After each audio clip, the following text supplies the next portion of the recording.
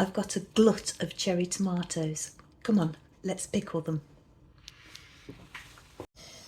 One of my absolute favourites, pickled cherry tomatoes. So give them a wash, use something sharp, poke a little hole, and this will stop them splitting when you pickle them.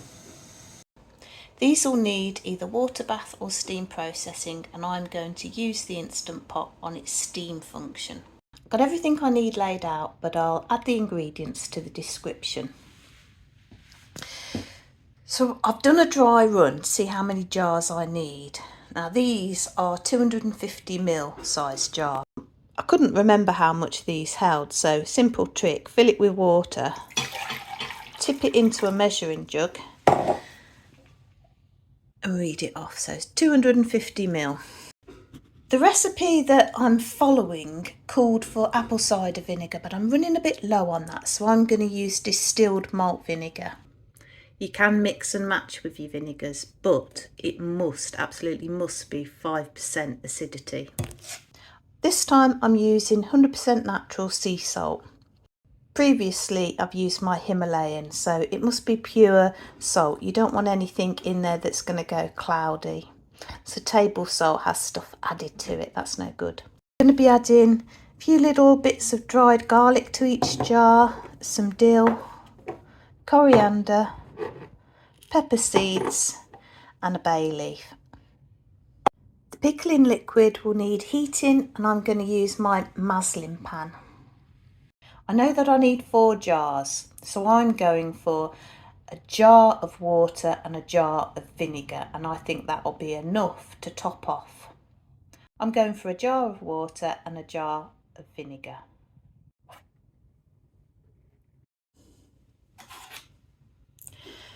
I've added a tablespoon of salt to the vinegar and water liquid, and now I'm going to add a tablespoon of light brown sugar.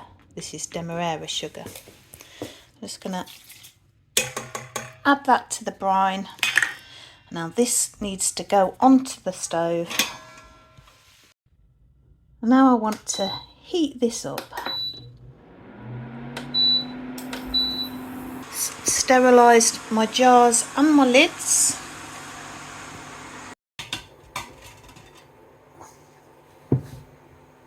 Start off with all of the individual ingredients that I'm going to put in the jar. So this is the dried garlic, and I'm just going to pop, I suppose, the equivalent of about a clove. I'm going to add a pinch of dill to each jar.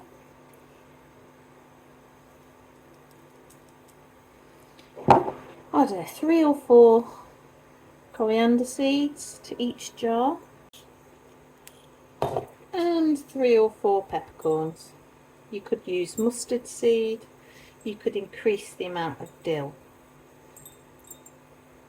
I'm going to add a bay leaf to each jar.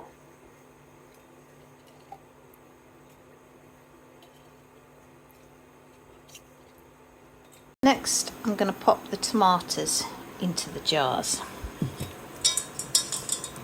It's just a case of drop them in.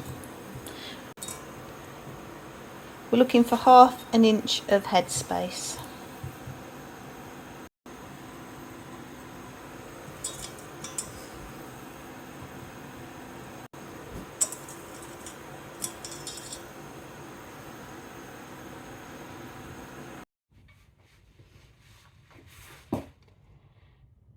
And we'll pop the pickling brine.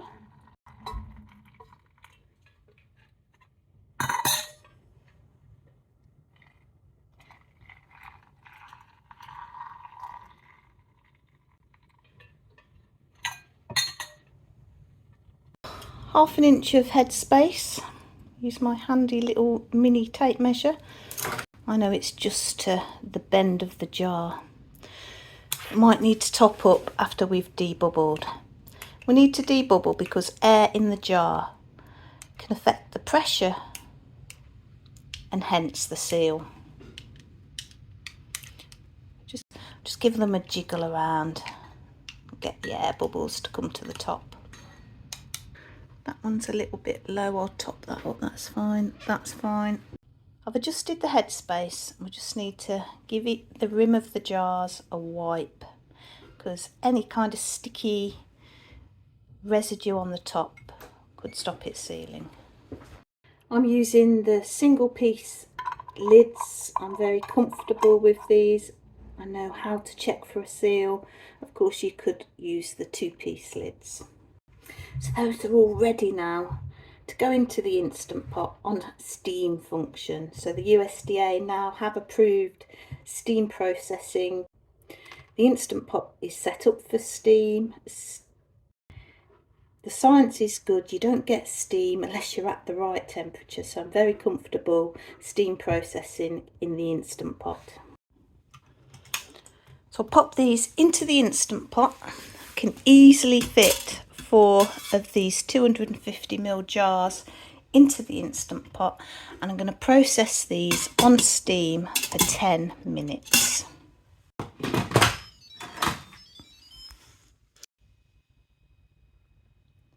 Steam 10 minutes, more high. Well, it's finished.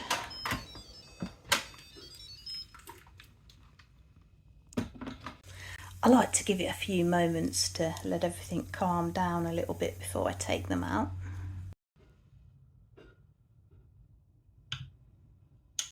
There we go.